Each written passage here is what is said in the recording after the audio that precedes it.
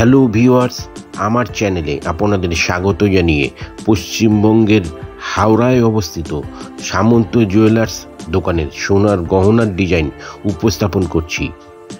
ভিডিওর ডেসক্রিপশন বক্সে দোকানের ঠিকানা এবং ফোন নম্বর দেওয়া আছে। ভিডিওটি শিক্ষা এবং তথ্য প্রদানের জন্য বানানো। ভিডিওটি ভালো লাগলে লাইক এবং শেয়ার করবেন। ধন্যবাদ।